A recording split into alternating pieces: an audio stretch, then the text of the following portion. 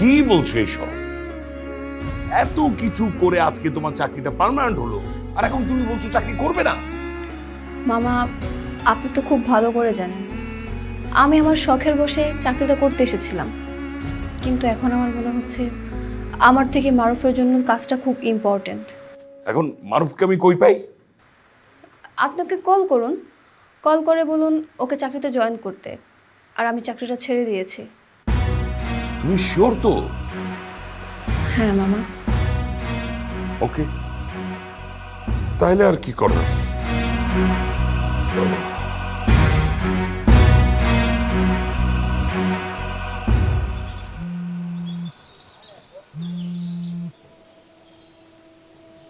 আসসালামু আলাইকুম স্যার। ওয়ালাইকুম সালাম।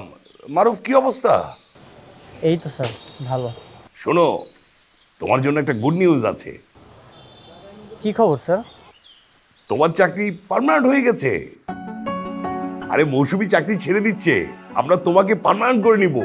চাকরি ছেড়ে দিয়েছে কেন? সেই কথা আমি তোমাকে পরে সব বুঝিয়ে বলবো। তুমি কালকে সকালে কাগজপত্র নিয়ে ক্লিনিকে চলে আসো, ঠিক আছে?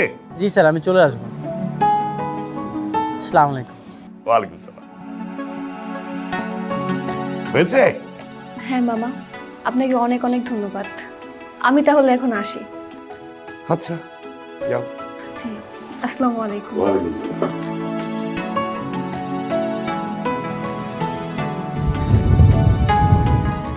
থ্যাংক ইউ মৌসুমী। কেন বলো তো? চাকরিটা আমার সত্যি সত্যি অনেক দরকার ছিল।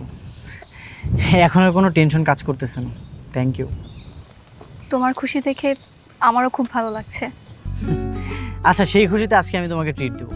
কি খাবে বলো? সে তো খাওয়াই যাবে, কিন্তু তার আগে তোমাকে একটা কথা জিজ্ঞেস করতে চাই।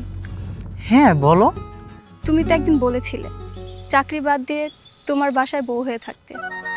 এখন তো আমি তোমার জন্য চাকরিটা ছেড়ে দিয়েছি, তারপর বলো অফারটা কি এখনো রয়েছে? সে যদি রাজি থাকে আমার কোনো আপত্তি নেই। আমি তো বউ হবার জন্য রেডি। এবার কোনো ধান্দাবাজি না, একদম মন থেকে কথাটা বলছি। মানুষের চোখ দেখলেই বোঝা যায় তার মনের কথা। তোমার চোখ বলছে তুমি হবে আমার ভালোবাসার মানুষ। তুমি আমাকে তোমার করে নেবে তো? না নিয়ে কি উপায় আছে? সে একটা থাপ্পড় এখনো বাকি থেকে গেল না। কি? তুমি এখন আমার সাথে খোঁচা মেরে কথা বলছো, তাই না? একটা